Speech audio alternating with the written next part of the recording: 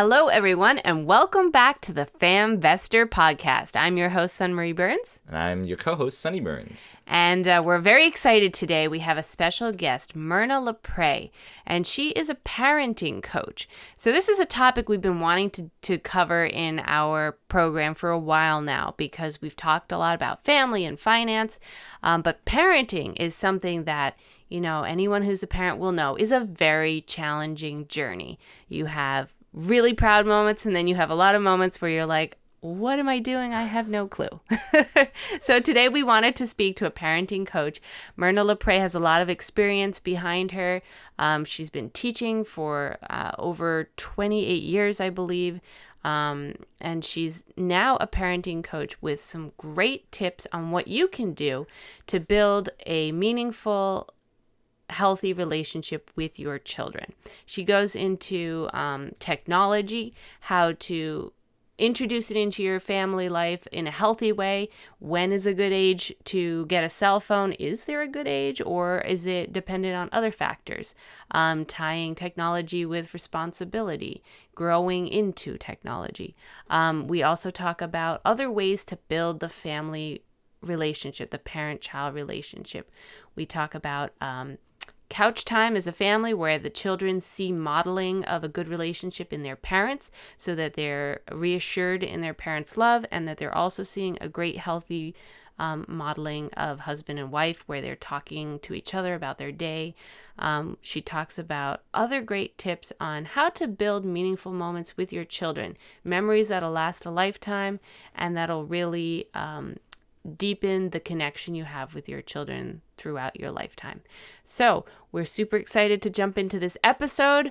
We hope you enjoy it and that it brings some inspiration to you. Let's get to the show. You're listening to the FamVestor podcast. If you're looking to raise your family with intention, gain financial independence, and live a life of true freedom, you're in the right place. Join us as we explore together how to create thriving families, because strong families are the cornerstone for a world at peace. Myrna, welcome to the show. Thank you. Glad to be here. Yeah, we're so excited to have you and jump into this topic. To get us started off today, we talk about anything, family, finance, freedom related. So maybe just getting a background from why you got started in this field of, family coaching and just helping people build better families. Yeah, well, I was a teacher. I taught preschool and kindergarten for 25 years. Wow. And along the way, I worked at giving parenting classes and through the PTA and different things. But I realized that, I could only impact so much with the kids. And so about 4.5 years ago, my husband and I relocated to Georgia, and I found myself at a crossroads because I didn't have a clear path forward. And I really wanted to do parenting. I had taken the Love and Logic parenting education in Colorado. And then, I discovered when I moved to Georgia that to do parenting, you have to know some parents. So I did actually go back and teach for a couple of years. But then I started giving parenting webinars through our church network. And I really feel like that parents today need a lot of help. Recently I saw this Instagram post that said, parenting is like juggling, but all the balls are screaming at you, And so I can relate. All of us can relate to that, I think. Yeah. So I think the world has changed so much in the past 20 years. What worked when my kids were young isn't necessarily the same thing, but the thing that hasn't changed is that the relationship with your child is the connection and is the key. And that's why I was really excited to get you on the show. I've read your blog post having to do with technology and children. And like you said, 20 years ago, it was so different. We didn't have these constant distractions. Right. We go to the playground today and, 3/4 of the parents you see, they're on their phone while they're pushing their kid on the swing. And it's just constant pings, dings, and things that just get you distracted right away. As opposed to 20 years ago, you go to the park, you're there. There's no TV in the park. There's no phone, rotary phone. Okay, maybe not Yeah. 20 years ago, but go back 40 years. 40 years, yeah. Yeah, and just so I'm curious to kind of dive into, because I do feel like parenting is challenging, and most parents are parents to 2 kids now, and we look back at our parents' generation. Your dad was one of 11. I'm just thinking of the insanity of that today. Yeah, the dynamic has certainly changed, and I think something that a lot of us have to be present about is how the distractions are impacting the relationship. So I'm wondering what your thoughts are on that. How are modern day parents faring with all the distractions that we have in our community? Yeah, I think that it's important to remember that technology is a tool. And so it's up to us to make some structure and guidelines. And it has to start with me as the parent. Like I have to model the kind of behavior that is responsible, first of all. So I think that there's one of my blogs, I mentioned that there are apps that you can get on your phone that you can monitor yourself, see how many times a day you log on. Just it's shocking. One report said 86 times a day, adults, log on to check Facebook or Instagram or whatever. So, and then, in the home, when or at a restaurant or wherever we are, if I am looking at my phone, obviously that becomes more important than, my spouse, my friends, my kids, so that sends a message. So I think that it's a big challenge. It is. We just have to monitor it. We have to be aware. That's the first step, and then monitor it and make rules around it to help us. Like some of the rules that people have suggested over the last few years is, have a place in your home. If you have middle schoolers, teenagers, or even for yourself, where there's charging stations, and the phones don't go into the bedrooms. The phones don't go where, and at meal times, you have a no cell phone zone, like you, and on my website, on the front page, it's coachmyrna.org. I have an article by Josh Shipp, who's a motivational speaker and an author, and he has a contract that you can either, it's a fillable PDF, or you can write your own. And basically, when you allow your child to get a phone, you make this agreement with them, and there are consequences. Because kids, I think they don't have that kind of self-control yet. I mean, come on, we don't always. We don't. It's true.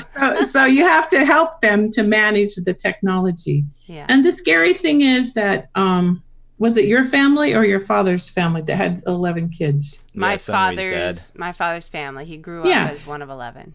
Yeah, but in those times, the family and the community they supported each other, and all the values were basically coming from that source. Now, when a kid has a cell phone, the ideas and values that are being communicated, are worldwide, but both good and bad. So then, that's why, getting back to the relationship, that's the important thing, to help so that you can help monitor and manage and guide your child to think about things, oh, really, I can see why you might think that, but did you know? And then or would you like to hear my thoughts about that? Having a conversation that kind of counters what maybe they're hearing, reading, hearing from their friends.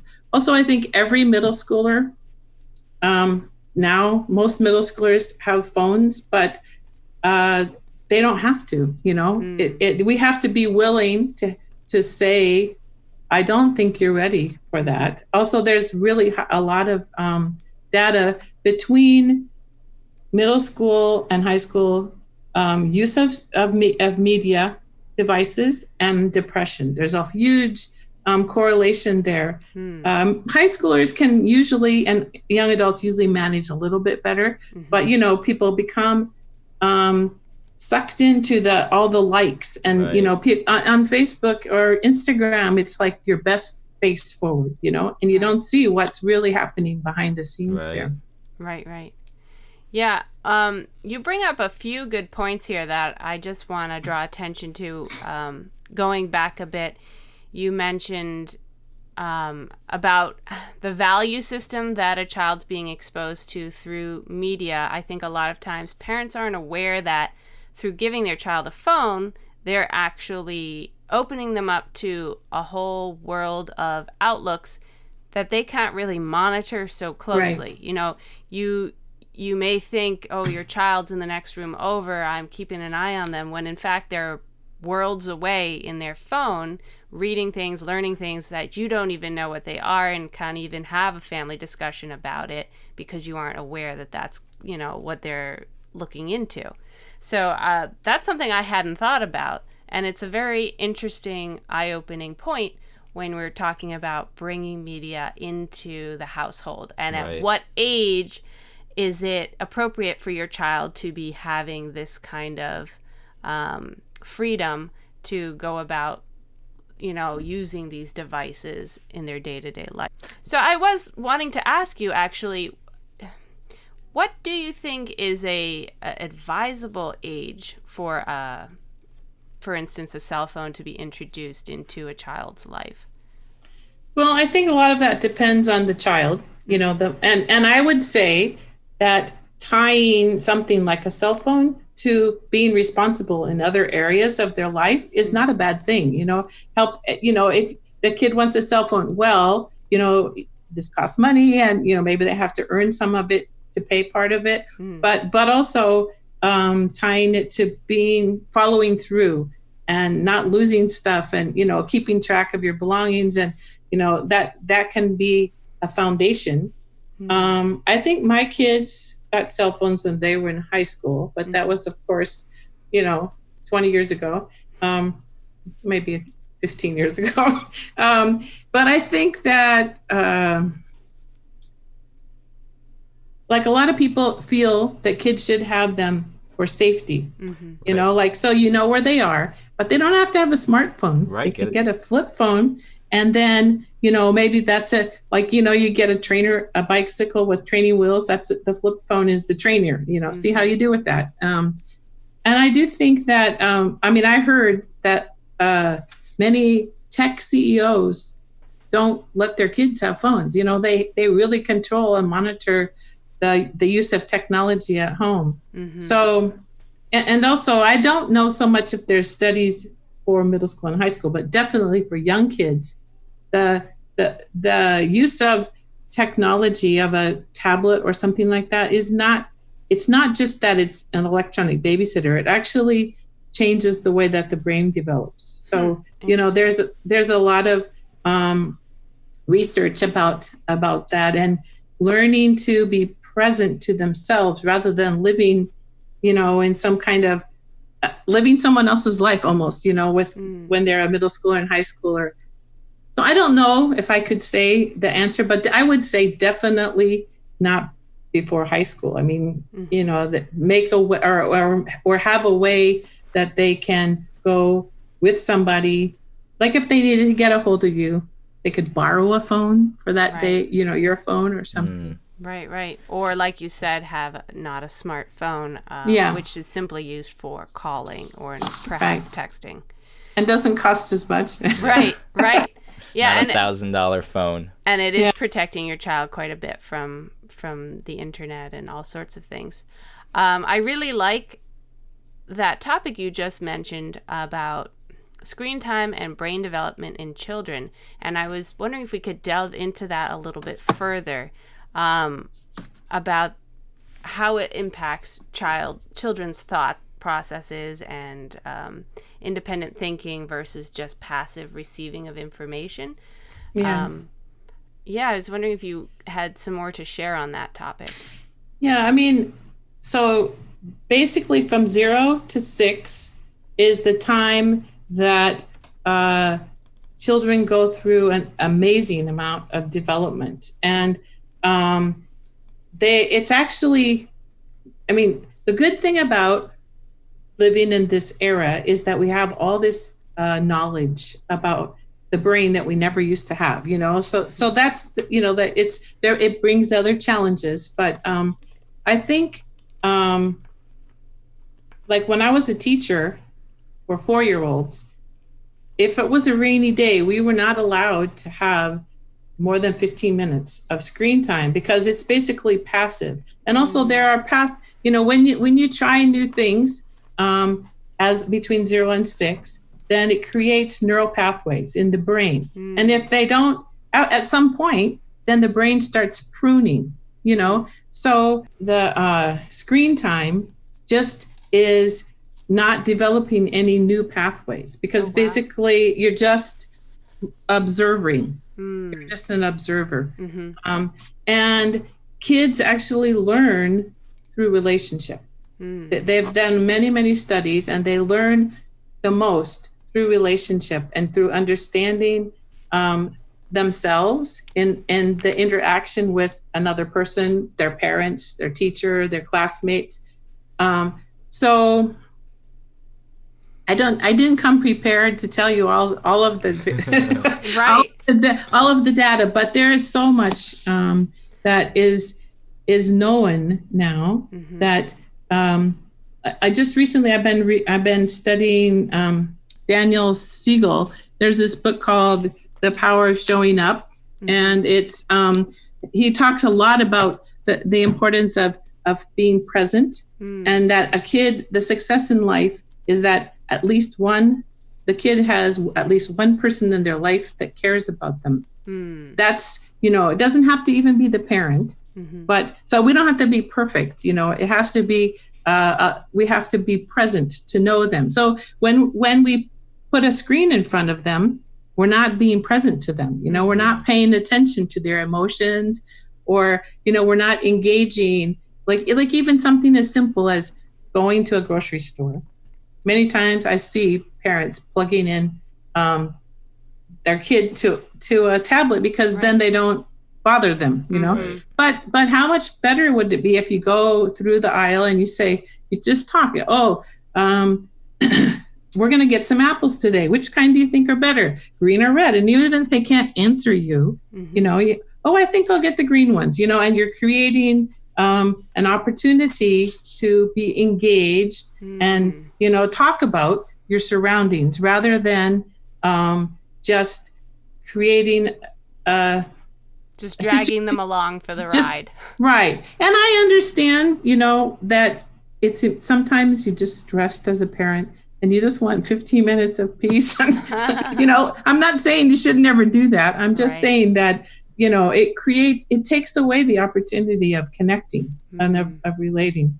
I just learned about this fairly recently, this explanation of it. I've learned a lot about the fight, flight, or freeze. But, even helping kids who have challenges or behavior problems, strong emotions, learning how to do things that support mindfulness, meditation, yoga, qigong, tapping. They're even using these things sometimes in inner city schools now instead of detention to help kids learn how to manage their behavior. So sometimes when kids scream and get upset, the parents plug them into a device. Right. But rather than helping them, which is, looking to their future of helping them to be able to manage the emotion and understand what it means, like you're going to flip your lid, okay, then what can we do about it?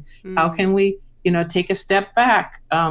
Maybe you need, to do some deep breathing or go run around the backyard, or, maybe you need some separation from your sibling who's driving you nuts, Right. Having someone other than yourself, if you're the child, having someone else to coach you through those situations like a parent and kind of help you understand the feelings you're going through and how to manage them, I think is, it's a valuable life skill, and it's so important to learn. And I think we as parents sometimes forget that that's our responsibility to help our children learn how to navigate those feelings. And with the new technology developments, it's very easy to overlook that very key instead of teaching them training. coping, you just teach them distraction. Right. Just distract Yeah. yourself from those emotions, those thoughts, and how to cope. Right. Yeah, I mean, distraction sometimes is good. I survived a car ride by putting a bubble wand in front of the air conditioner unit and filling up our car with bubble wand. We had to drive a long distance, but as that's an exception rather than the regular rule of your life. And also I think the difference with when you're present, rather than standing off to the side and saying, "Oh, you shouldn't be doing that." We don't have to say, we can just get down next to our kid if they're freaking out and say, I see that you're really upset about this. That's just acknowledging the feelings and giving them a chance to calm down before trying to get them to move on or do something else. And also I think as a parent, sometimes we have to realize some kids are more sensitive than others. Some kids, certain situations trigger them more. And so, learning to prep them. We're going to go here and this is going to happen. And, if you need some space, you need whatever, just you come up and let me know or take my hand. And I mean, another thing also with teaching kids, like when you're talking on a phone or something, especially if you have to do it for work or whatever, like teaching kids to come up and put their hand on you rather than saying, mommy, mommy, mommy, daddy, daddy, just teaching them something so that they put their hand on you, you put your hand on top of them. Then I got you, but give me a minute or like excuse me, I have to do something here, because then it's not ignoring them. Right. It's acknowledging that they need something. I love that. That's a great bit of advice. I know I even think we we'll use struggle with that, when we're in the midst of some, business matter and our child comes over and starts, mommy, mommy, mommy, mommy. Right. And then it ends up in a frustrating moment where it's like, can you see I'm busy right now? Right. And it doesn't end well that way. And even if we say like, excuse me, are the words to say, it's like, excuse me, excuse me, excuse me. So I like that technique. We'll have to try that out. Yeah, I'm curious to hear some more techniques too that you might have for parents on ways to relate with their kids in a healthy manner in regular day-to-day situations. So this, you mentioned something that I just heard about recently, tapping, and that might be outside the scope of this podcast, but can you just elaborate real quick what tapping is and what your thoughts are on it? Sure. Tapping is also called emotion freedom technique. And so it's a combination of like ancient Chinese meridian points combined with kind of more modern psychology statements. And there's a certain pattern. So it's like you say some kind of statement, like it can be, it can start with, even though I'm really stressed right now, I completely accept and love myself, something like that. And then you go through, you do that 3 times, and then you go through a series of points where you tap, and then each time you say something, and it can be acknowledging the frustration or a fear, or it can be a physical pain as well. And then when you go through the series a few times, and then you say, the top of the head is the final point. You say, maybe there's another way I can look at this. I don't have to be afraid. I have what it takes. I just need to ask for help. Something that you can make up your own. And it's very calming, in 5 minutes. Even that was developed by, right now I can't remember the doctor's name, but he helped a patient overcome a phobia, fear of water. Right. And then it's developed over time. And I took a certification course recently, but I've worked with a lot of parents, especially when they have really intense feelings towards their kids. But it's also been used with kids to be able to understand how to calm down. It's just another, you can Google. Another tool in the toolbox. Yeah, another tool in the toolbox. You can Google EFT or tapping, and you can see videos. There's different methods, different versions of it. Yeah, so for those audio just listeners, Myrna just was tapping with using like her pointer finger and middle finger on her forehead and around her cheekbones, and I think they're just like pressure points, right? Someone was explaining this to me recently. He was just saying like how much he was able to benefit from it. He had some trauma, like some physical trauma, where he like hurt his like neck and it just wouldn't go away. But he tried like this tapping technique, and after like a week or so, this pain that had been with him for several years went away. And he got into the tapping and he learned more about it. And then his children, he has 3 kids, and then one of them watched something that it was like a scary movie or something. They're a little traumatized by it, and there's a specific form of tapping where you can like change memories with it or something, and that alleviated months of like nightmares. They stopped as soon as he did that, like 3 or 4 times. So I thought that was very interesting. I haven't looked into it too deeply, but it seems like a very interesting tool in the toolbox to have. Yeah, what I like about it is that it doesn't cost any money, and you have your hands with you. It's and there isn't really a completely wrong way to do it. If it helps you, I even used it like when I was I was trying to write the intro to my book that I'm working on, and I was getting stuck, and so I did this tapping and like feeling like, who am I? Nobody wants to hear what I have to say. I did this tapping thing, and then I was like, oh, okay, I've got this, And so I think it's a really simple tool. Yeah, cool. I did want to circle back to, I know we talked about this a while earlier, but you talked about a fillable PDF contract between, parent-child regarding a cell phone. Can you go into any more detail about that? I know it's available on your website, which we'll definitely link to in the show notes. Any more detailed info on that? And then also one more question, which I will ask after. Okay. Yeah, I printed it out just so I would have it here. So this isn't mine. As I said, I found it on another website. So he gives guidelines to the adult if they already have a cell phone or if you're about to give them a cell phone. And so the contract says, congratulations, you've proven yourself mature and responsible enough for your own cell phone.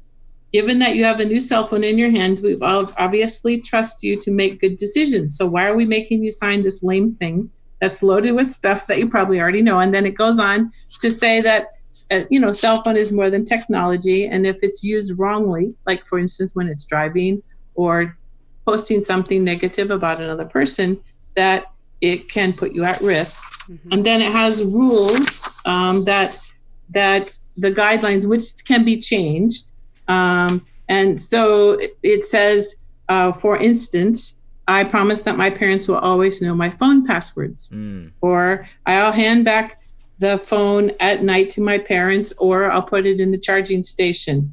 I will not put any naked photos on my, I won't send any naked photos. I'll tell my parents if somebody suspicious contacts me, those kind of things. And then the part I really like is it has consequences. So if the points that are on the contract are violated, then the first time I'll lose the device for 6 days, and we'll have a discussion about it. The second time they lose it for a week.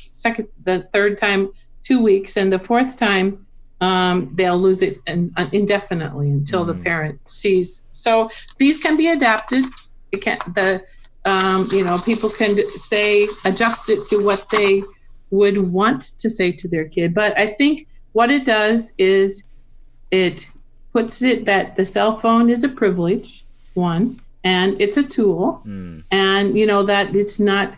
There are rules and guidelines, and it's just like, if I was talking to my kid about it, I would say something like, just like when we drive the car, I'm responsible to drive on the right side of the road and to follow all the traffic laws. Just like that, there are guidelines and rules that make you a responsible cell phone user. And, if the kid says, oh, it's not fair, well, I'm sorry, but this is our house and our family rules. And another thing I was going to mention earlier, to help with this kind of thing, is I suggest that parents have family meetings. You set one night a week aside as a family meeting, and it helps to identify our family as a cool culture, like I'm part of this family and this is my identity. And, things like the calendar, what's coming up next week can be part of the family meeting, who has swimming or whatever, especially as kids get older. But also it could include something like talking about things like cell phones or privileges, things that they want. And also there should be an element of fun, that our family has fun. I think, there's no big organizations that function without meetings. So it's kind of silly to think that our families can function. And also it gives kids a way to have input. Like if you're going on a vacation, one of your family meetings can be talking about what you're going to do on that vacation, and kids can have input. I mean, I remember there's lots of things I didn't do with my kids when they were young because I didn't know all of this. But I do remember we went on some big trips and, we had them help plan research, use the internet. They didn't have, I don't think they had cell phones then, but researching where we could go on this road trip that we were taking. So, helping also with your oldest kid, the cell phone and other kind of rites of passage kind of thing are important, so that you don't go back and say, oh, well, wait a minute, we didn't do it quite right with your older brother, so now you have to do this. So it's better to think about it ahead of time, before the situation comes up. Right. Yeah, I like the what you said there. When you're introducing this privilege to them, you set the boundaries and the clear criteria of what right looks like, and what, if something wrong happens, these are the exact consequences that you can carry out and not be flustered in the moment, and just move forward. That it's an agreed upon thing between parent and child, and this is what you're going to do. I really love the idea of the family meeting. I think that that's such a valuable thing to implement in families, because oftentimes I think as parents we go into this sort of survival mode where we're going through day after day, week after week. We see things going on in the family that we are not completely happy with. Maybe there's behavior issues popping up, and our life is so busy we just aren't taking the time aside to deal with them as we should in that moment. And if you have a set time once a week where you sit down without distractions to really talk out anything with your family, that's a good opportunity to bring up a troubling behavior perhaps that you're seeing emerge. Like, for instance, I know in our family, our two boys lately have been getting to taunt one another. They love taunting each other. The little one gets really defensive and whines, and the older brother loves to antagonize him. And it drives us crazy. And I feel like we have a lot of head-to-head moments due to that behavior. And yet with the busyness of life, I wouldn't say we've really sat down to figure out a way to resolve it. And perhaps a family meeting would be a time to bring it to their attention. Hey, this is going on.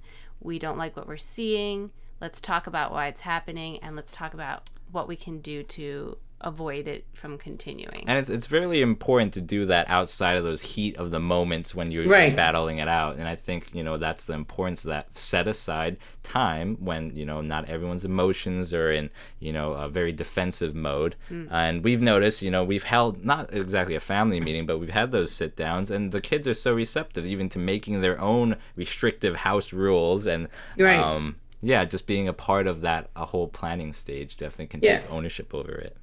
I was going to say, it's good to include them in the solution. Like, ask them what they think about it. Right. What do you think we could do about it? There's this problem.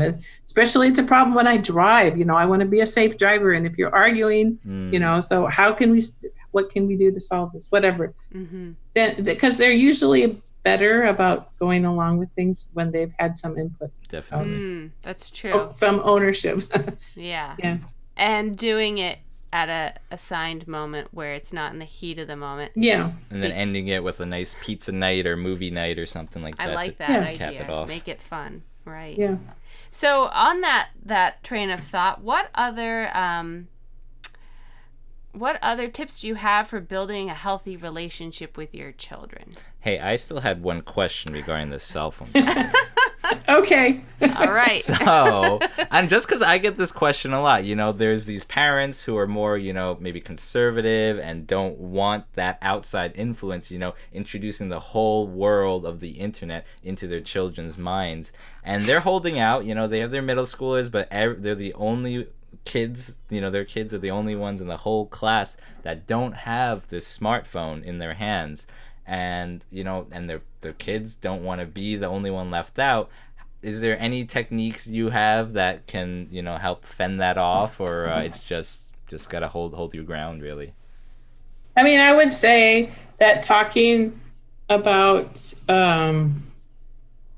giving the kid permission to say, oh yeah, it's my lame parents, like letting the parents be the bad guys, and, as much as possible, the parent can try to help them understand their concerns. But if I would say that holding out isn't always popular, but usually kids look back on it and understand why. So I don't know if I have any tricks, right. but I do think that just saying, not just saying because I said so, but explaining their reasoning behind it, or giving them a time when you turn 14, Right. and you show me that you're responsible in these areas, then we can have this conversation again, rather than it seeming like it's never going to happen. Never will happen. But like you said, a rite of passage moment they can look forward to. Right. I think so. Yeah. Mm-hmm. Okay. I like that. Sorry. Now you can go. Now I forgot the question. So back to where we were. Building a healthy relationship with your children. Some tips on doing that in the house. Well, I think that one thing is about being present, just noticing things. It doesn't have to be a big thing, but like, I noticed that you let your brother go first.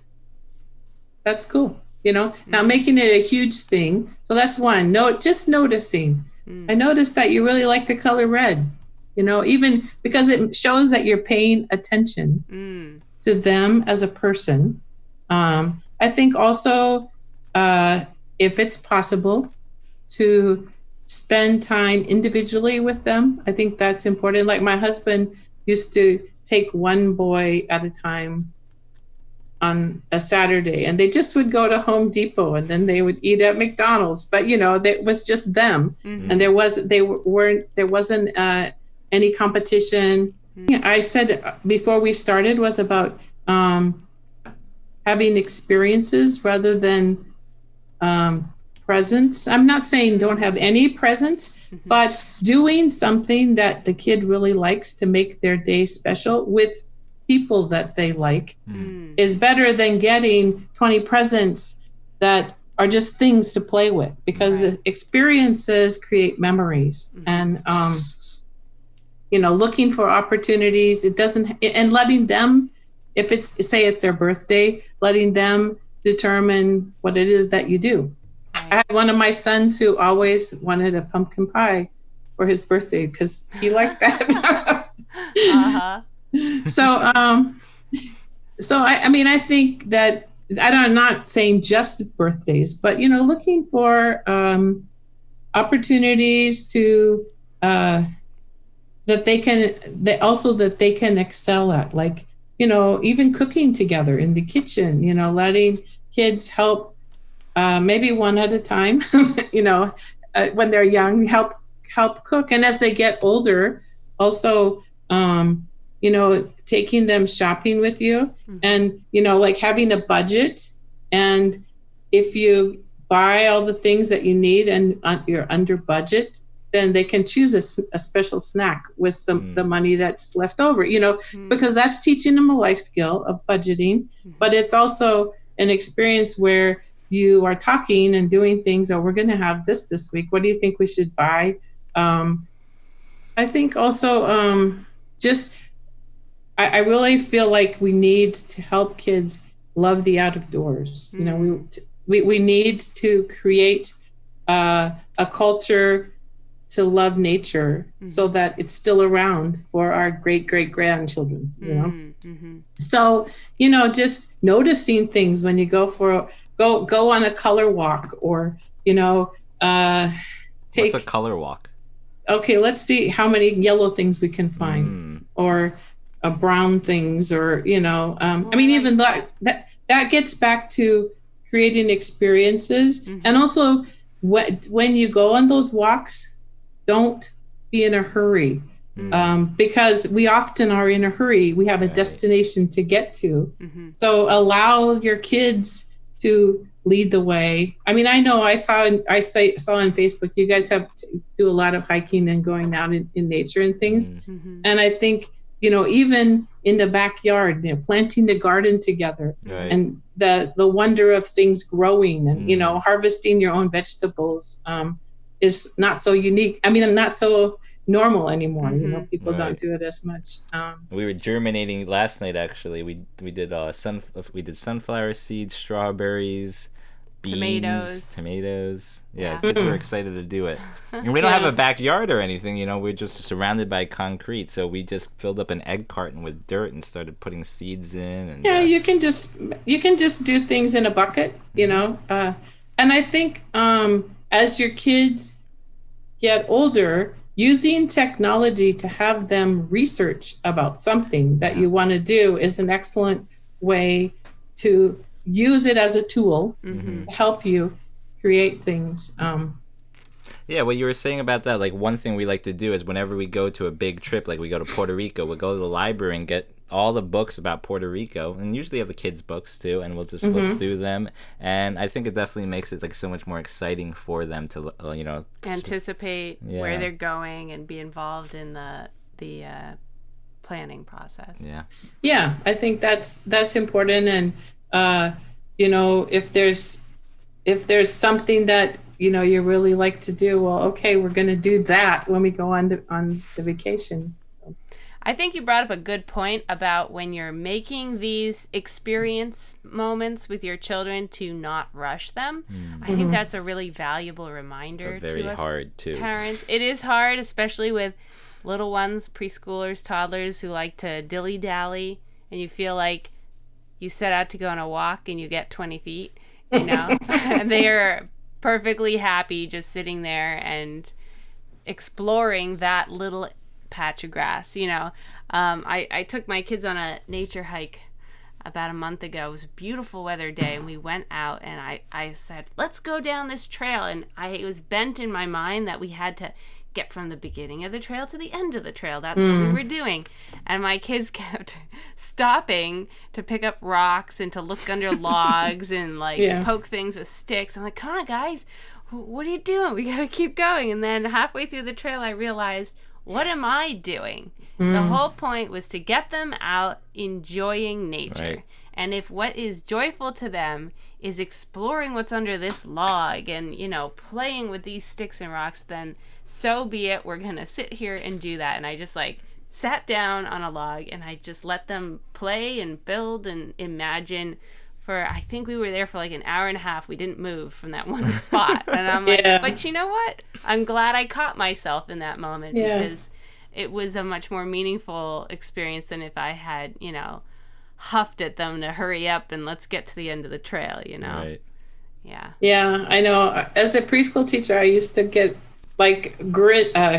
feel so sad for when parents would drop their kid off and say they didn't want them to get dirty today, you know, it's like, okay, their job is to play in mud and, you know, get dirty, get paint everywhere, you know, so that's how kids experience stuff. So. Right. Just 2 hours ago, we were at the park and they're in the baseball sand pit, just digging. Their pants are covered in sand. I was like, before they enter the house, we're going to strip them outside and then they can come in. Yeah, so sandy. But yeah, those are the meaningful moments that make those brain connections, you know, those learning moments where they're exploring and thinking and problem solving. Right, and they're doing it together with you, so they connect that with joy and happiness. You know, I mean, that's part of their future memories. Sorry, I didn't mean to interrupt you. No, I was gonna go into. Oh, go for it. before we go into something else, I wanna piggyback off of what you just said there and bring up something that's been on my mind quite a bit, which is, we've talked a lot about monitoring technology use in your children, but what we haven't mentioned too much here is monitoring the technology use in yourself while you're with your children. And I think that that's a huge factor here, especially in this moment when you're trying to create an experience and a memorable moment with your child. How often, when we're sitting there for an hour and a half watching them dig, we whip out our phone and just go someplace else mentally because we feel perhaps bored, sitting with a preschooler who's digging in the dirt. But I feel like that's very impactful on them in that they don't feel like you're really there with them, and so something is lost if you aren't able to control that impulse to zone out essentially while you're with your kids. I know I've been trying to be more mindful of that recently, that when I am doing something with my children, I should just focus on them in that present moment and try not to whip out my phone, whenever I get a second, because I think it's actually quite damaging. If they're running around and they discover a butterfly and they want to show you and they see that you're tuned out, it's almost like a letdown, like, oh, well, I guess mom's too busy for this right now, So Right. I guess that's something that's been on my mind a lot, and I think that it's a good point to bring it up in this moment when we're talking about creating memorable experiences with your kids.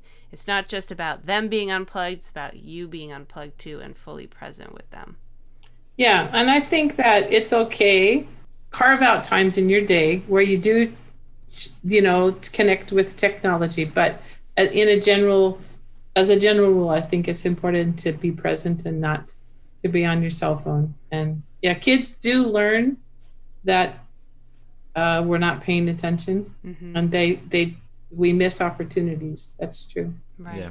I know you mentioned before earlier on the show, like how important it is to measure how much, actual screen time you're doing. And I feel like it's becoming easier and easier. You said there's apps out there, but even natively, at least to my iPhone, I just discovered this week that natively it has like screen time tracking, but also has screen like regulating any particular apps, like individual apps. You can dig down into Facebook per se and say, I only want to allow me to open Facebook at these hours during the day, or only 10 minutes a day, 5 minutes a day, whatever you want. And you can really dig into it and set those criteria, set those boundaries for yourself, which I think are key, because even me, who I feel like is pretty good at time management, I usually find myself flipping through Facebook way too long, longer than I'm happy with. And I think it does send a very damaging message that mom and dad are bored with what we're doing right now. Their phone is more interesting than spending time with me right now. And I feel like that could really impact a child's self-confidence and security in knowing their parents love spending time with them. Yeah, I mean, I think if we are bored, then, we should think of ways to engage with them, turn over a log and see if there's bugs under it, or even bringing along some crocheting or something that you are still watching them, but you're not glued to the phone. And I do think it's a habit that we have to first be aware of, and then second, do something about. I think the iPhone has better ways to monitor it than the Android, but there are apps both for adults and for kids, and I have some links in the blog on my website. So, great. Nice. I don't know if they're the best ones, but there's some. Okay, a great starting point. Yeah. So Myrna, we've been talking a lot about, things that parents do wrong. Can you kind of show us, what right would be? You mentioned something like couch time. Can you just go into a little bit more of what parents can do right? Yeah. So couch time is a really simple concept that maybe once or twice a week, the parents sit down on the couch together, not when your kids are asleep, when they're awake. And you just talk about how your day was, or something that you're going to do. Maybe you talk about planning the date night sometime in the future. The point is about your relationship, but you're not talking about what the kids did wrong or the bills you have to pay. You're not talking about those things. Just making the connection, and you're modeling the kind of future relationship that you hope for your kids. And also, like when my kids were young, I went through this whole 18 weeks course called Growing Kids God's Way. And that was where I learned this from. But I had this special basket of toys that I only let my kids use when I was on the phone or at couch time. So so then they were there in front of me, they were playing. And I think, the research has shown that kids are the happiest and most secure when they're confident that their parents love each other. So this is modeling that relationship, that you love each other and you care about. You're making your relationship a priority. I like that special basket of toys thing you just threw in there. That's kind of cool. What was in that special basket? Well, I probably mixed it up, but just something that wasn't the norm. Right. Something with parts. I mean, I remember we had some special Legos in there, but when my third son came along, other sons used the cushions on the couch to keep him out because he wasn't supposed to play with the Legos, had create a blockade. But I don't know if it, could be puzzles, or it depends on what your kids are into. Right. Yeah. No, that's a cool idea. With couch time, are the children a part of that conversation, or it's mainly a conversation between the husband and wife, and the kids are just sort of eavesdropping, overhearing it while they're playing? It's mainly between the husband and wife, and the kids they're not even really paying attention. But if you do it consistently, once or twice a week, it becomes part of their, mom and dad are, talking. They love each other. It's part of their psyche, that they understand that this is a good thing. So. How do you manage in that kind of situation when the children want to be a part of the conversation or crawling all over you, kind of interrupting the father-mother conversation time?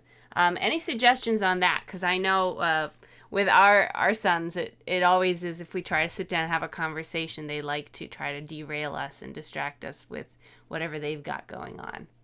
Well, maybe you might introduce it as you can just say, we heard about this new thing that we're going to try. And, maybe you set a timer and, until the timer goes ding, then you can do, would you like to do this or this? This is your choices of what you're going to do, but you can't ask me any questions because this is mom and dad's time. That's a good suggestion. Technique. And if your child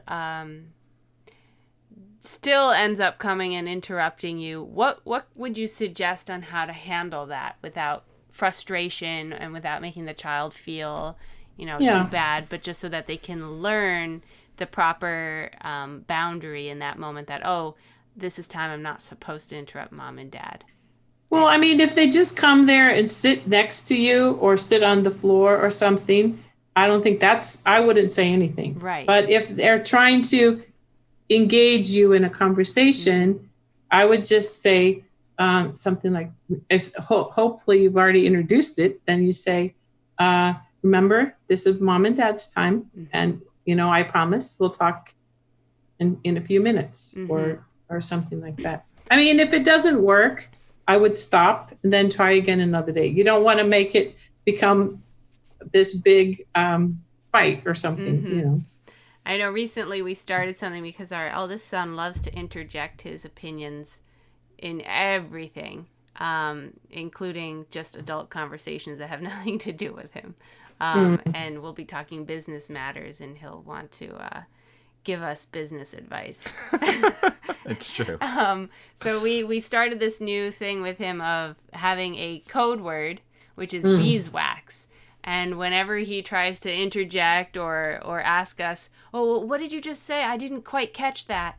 Will be like beeswax. This is, and we prefaced it with whenever we use the word beeswax, and it's a reminder to you that this is a conversation that you are not involved in. It's not concerning children. This is between mommy and daddy strictly, or mommy and grandma, and just mind your beeswax. Yeah, it's worked fairly well. That sounds good. I mean, if it's like in a school situation, I used to have this like a pointer, but it had these sparkly things in it, so it was like a talking stick, and so the only person who could talk was the one who had the stick. But I don't know if it would work in that, like, then you and your husband are passing the stick. So he's not part of it, but I don't know if it would work in that situation. Right. It might be a good training tool, though, in the beginning. Obviously, if you have guests over, you're not going to be like, all right, hold the stick so our kids know. But maybe to get your children used to the idea, you could start a first few conversations with that visual tool. Yeah, or especially if he interrupts his brother, like he talks over, then it gives whoever has the talking stick gets to, and it can be anything. It can be a wooden spoon, I like that. It's a good learning tool for sure. So Myrna, we understand you're working on a book called The 7 Best Gifts You Can Give Your Children. Tell us a little bit about that and what we have to look forward to. Yeah, so the idea for the book came, I have a blog and I write a weekly article, but I was really thinking about, as parents, what we want to give our children are life skills and things that, in a sense, parent towards the future. When I was a teacher, I used to have this little plaque in my classroom that said, I teach, I touch the future. But I think it's also, I parent, I touch the future, because I touch the future of my children, but also those people that they interact with. So the chapters are going to be about things like the gift of belonging, of understanding your own identity and feeling unconditionally loved, and the gift of connection, that empathy and relationship is key. The gift of resilience, understanding that actually our kids need the freedom to make mistakes and learn through those mistakes. And also the gift of self-efficacy, which is, I can figure this out. As a parent, I support my child in guiding them to do it, but not taking over and doing it for them. Gift of wisdom, and understanding that, there's value in struggle and, going through the process, it's not instant gratification. That's the gift of accountability. So that comes in where we were talking about cell phones and, being responsible. And also one thing that we didn't really talk about, but I'm a high proponent of having chores, but I like to call them contributions to the family.